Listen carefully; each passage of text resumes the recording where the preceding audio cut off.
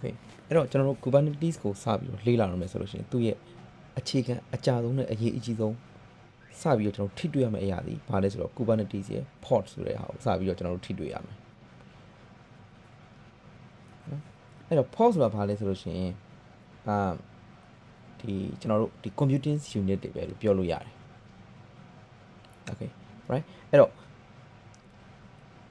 Kubernetes ရဲ့ pod ကို run တဲ့နေရာမှာကျွန်တော်တို့က pod တစ်ခုကို container တစ်ခုအနေနဲ့ run လို့ရတယ်လို့ pod တစ်ခုထဲမှာ multi container run လို့ရတယ်။ဒီနည်းအားဖြင့်ပြောရင် pod တစ်ခုထဲမှာ container တစ်လုံးလည်းရှိလို့ရတယ်လို့တစ်လုံးနဲ့ပိုတဲ့ container တွေလည်းရှိမယ်ဆိုရင်ရှိလို့ရတယ်။ဒါပေမဲ့ဒီနေရာမှာသတိထားရမယ့်ဟာဒီကျွန်တော်တို့က HA လိုချင်တဲ့အတွက်ကြောင့်မလို့ဆိုလဲတော့ဟို container တစ်လုံး down ဝင်နောက်ထပ် container တစ်လုံးရှိနေအောင်ဆိုပြီးတော့ဥပမာဆိုပါစို့ကျွန်တော်တို့ရဲ့ Python web app ကို web app ဆိုရဲကျွန်တော်တို့ရဲ့ web app တစ်ခုရှိတယ်။အဲ့ web app ကိုကျွန်တော်တို့ကဟို HA ရအောင်ဆိုပြီးတော့ port တစ်ခုထဲမှာနေ web app နှလုံး run တဲ့ကိစ္စမျိုးတွေနော်ဒါမှမဟုတ်လို့ရှိရင် port 3လေးခု run ထားတဲ့ကိစ္စမျိုးဒါမျိုးတွေကိုမလုပ်သင့်ဘူး။ဘာကြောင့်မလုပ်သင့်လဲဆိုလို့ရှိရင်အဲ့ဒီအတွက် solution တွေတက်ရှိတယ် right Kubernetes စီသူ့ရဲ့ဒီ HA အတွက် solution တွေတက်ရှိတယ်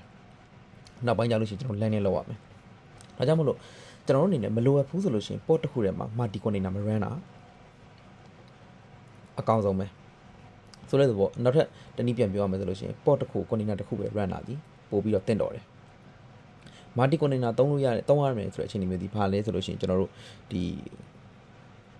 နော်ဒီ HTTP မှာပါတဲ့ဒီ proxy ကိစ္စဒီ HTTP မှာပါတဲ့ဒီ proxy ingest လုပ်တဲ့ကိစ္စမျိုးတွေဒါမှမဟုတ်လို့ရှိရင်လည်းကျွန်တော်တို့ဒီ web application တွေတော့ကျွန်တော် log ဖတ်ဒီ login system ကိစ္စမျိုးတွေအဲ့လိုမျိုးအခြေအနေမျိုးဆိုရင်အသုံးလို့ရတယ်ဒါကိုကျွန်တော် multi container run တဲ့ချိန်ကြလို့ရှိရင်ကျွန်တော်ပြပြမယ်ဒါပေမဲ့အခုချိန်မှာတိထားတဲ့ဟာဒီမလိုအပ်ဖဲနဲ့ multi container run တဲ့ကိစ္စမျိုးကိုတော့ port တစ်ခုထဲမှာ multi container run တဲ့ကိစ္စမျိုးကိုတော့ကျွန်တော်တို့မလုပ်သင့်ဘူး port တစ်ခု container တစ်ခုဒီအကောင်းဆုံး solution ပဲport တွေကိုကျွန်တော်ဘယ်လို create လုပ်လို့ရလဲ port တွေကို create လုပ်တဲ့နေရာမှာ cube ကတဲ့ run ဒီအနောက်မှာရှိတဲ့ဒီ name ဒီဘာလဲဆိုလို့ရှိရင်ကျွန်တော်တို့ port ရဲ့ name ကျွန်တော် container ရဲ့ name ကြိုက်တဲ့နာမည်ပေးလို့ရတယ် okay nginx လို့မပေးချင်လို့ရှိရင်လည်း web လို့ပေးလိုက်ရတယ် web 1 web 2ကြိုက်တဲ့လို့ပေးလို့ရတယ်နော်နောက်က dash image ဒီ image ရဲ့နောက်က name ဒီဘာလဲဆိုလို့ရှိရင်ကျွန်တော်တို့ကဒီကိုယ့်ရဲ့ဒီ image ရဲ့ name ပေါ့ဒီ image ဒီဘယ်ရလဲဆိုလို့ရှိရင်ကျွန်တော် docker hub ကနေရတယ် default အဖြစ်တကယ်လို့ docker hub ကမလို့ချင်ဘူးဆိုလို့ရှိရင်ကျွန်တော်တို့ဒီကိုယ့်ရဲ့ repo ရှိတဲ့ patch လမ်းကြောင်းကိုညွှန် repo ရှိတဲ့ link ကိုထည့်ပြီးညွှန်ပေးလို့ရတယ် okay lab ပြလို့ရှိရင်ကျွန်တော်ဒီကောင် detail ပြပေးပါမယ်အဲ့တော့ port ကို create လုပ်တဲ့နေရာမှာ command နဲ့လည်း create လုပ်လို့ရတယ်လို့ဒါမှမဟုတ်လို့ကျွန်တော်တို့ကဒီ port ထဲမှာတခြား configuration တွေထပ်ထည့်တဲ့ကိစ္စမျိုးတွေเนาะဒီ port ကိုခဏကျွန်တော် deploy လုပ်မဲ့ကိစ္စမျိုးတွေဒီ command ဆိုလို့ရှိရင်ကျွန်တော်တကြောင် run ပြီးသွားလို့ရှိရင်ပြီးသွားပြီ right နောက်တစ်ခေါက် run နေတယ်ဆိုဒီ command ကိုနောက်တစ်ချိန်ထပ်ပြီး run ရမှာဒါပေမဲ့တခါလေကြာလို့ရှိရင် port ဒီမှာကျွန်တော်တို့တခြားသောဒီ volume attach လုပ်တဲ့ကိစ္စမျိုးတွေတခြားသောကျွန်တော်တို့ဒီ configuration ထပ်ထည့်တဲ့ကိစ္စမျိုးတွေအများကြီးထပ်ပြီးတော့ကျွန်တော် configuration တွေထည့်တာတွေပေါ့ဟိုနောက် configuration လုပ်တဲ့ကိစ္စမျိုးတွေအဲ့ဒါမျိုးတွေအများကြီးထပ်ထည့်တဲ့အချိန်ကြာလို့ရှိရင်ကျွန်တော်တို့ command နဲ့ run မယ်ဆိုရင်အရှိကြီး run ရမှာ right အဲ့ command ကိုတင်ထားရမှာအဲ့လိုမလုပ်ချင်ဘူးဆိုလို့ကျွန်တော်ဘယ်လိုလုပ်လို့ရလဲဆိုတော့ဒီ container ဒီ container create လုပ်တဲ့ဟာကိုကျွန်တော်က template အနေနဲ့ထုတ်တဲ့ပုံစံမျိုးနဲ့ပေါ့နော် template အနေနဲ့ထုတ်တာလို့ရတယ်အဲ့ဒါကို YAML format နဲ့ create လုပ်လို့ရတယ် YAML format နဲ့ create လုပ်တဲ့ပုံစံဒီလိုမျိုးကျွန်တော် create လုပ်လို့ရတယ်ဒီတော့ API version ပြီးရင် kind နော် name ကကြတော့ကျွန်တော်တို့ဒီ Kubernetes ရဲ့ဒီ port ရဲ့ name ပြီးသွားလို့ရှိရင်နော်ဒါ container ရဲ့ name ပြီးသွားလို့ရှိရင် image ကကြတော့ဒါပါလဲဆိုလို့ရှိရင်ကျွန်တော်တို့ကဒီ docker hub ကနေရတဲ့ image နော် docker hub ကနေမှသွားပြီးတော့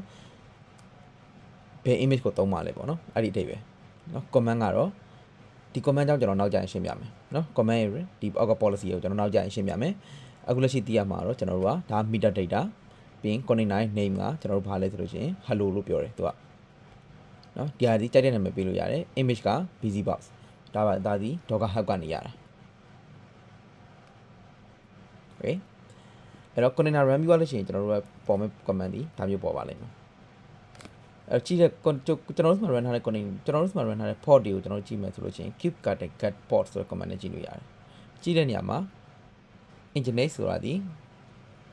name ပဲကျွန်တော်တို့ဒီမှာခုနကကျွန်တော်ရဲ့ image ကိုကျွန်တော်တို့ကဘယ်လိုနာမည်ပေးခဲ့လဲ nginx လို့ပေးခဲ့တာဖြစ်တဲ့ကြောင့်မလို့ nginx လို့ပေါ်လိမ့်မယ် right ဒီမှာဆိုလို့ရှိရင်ကျွန်တော်တို့ပေးခဲ့တဲ့ name ဒီ right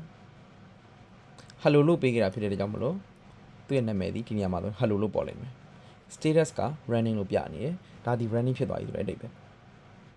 နော်တကယ်လို့ကျွန်တော်တို့ container create မလုပ်ရသေးဘူးဆိုလို့ရှိရင်သူ pending လို့ပြရင်ပြလိမ့်မယ်နော်ပြီး container creating ဆိုတဲ့ state လေးပြ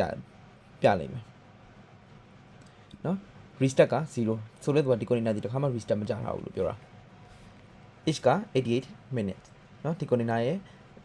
run ထားတာဒီ88 minutes ရှိပြီလို့ပြောချင်တာဒီနေရာမှာရှိတယ် 1/1 ဆိုတာဒီပါလဲဆိုတော့ run ထားတဲ့ container ဒီ1 ready ဖြစ်နေတဲ့ container ကလည်း1ဒီကဲလို့ဒီနေရာမှာ container ပူးနေတော့ step ဆိုလို့ရှိရင်ဒီနေရာမှာ0လို့ပြနေလိမ့်မယ်ဒါဆိုရင်ကျွန်တော်တို့ create လုပ်ထားတာဒီ1ဒါပေမဲ့ container ဒီ ready မဖြစ်သေးဘူး0ပဲရှိသေးတယ်ဒီကဲလို့ဒီနေရာမှာကျွန်တော်တို့နောက်ပိုင်းကျလို့ရှိရင်ကျွန်တော် deployment တွေပါတင်လို့ရှိရင်သိပါလိမ့်မယ်ဒီနေရာမှာတစ်ခါလေကြာလို့ရှိရင်3တွေပါပြလိမ့်မယ်ဒါပေမဲ့ဒီနေရာမှာ1ဒါဆိုလို့ရှိရင် create လုပ်ထားတာဒီ3လုံးဒါပေမဲ့ ready ဖြစ်နေတာဒီတစ်လုံးပဲရှိသေးတယ်နော်အဲ့လိုအဓိပ္ပာယ်မျိုးပေါ့ okay ကျွန်တော်ပို့ပြီးရှင်းသွားအောင်လို့ lab နဲ့လေ့လာကြည့်အောင်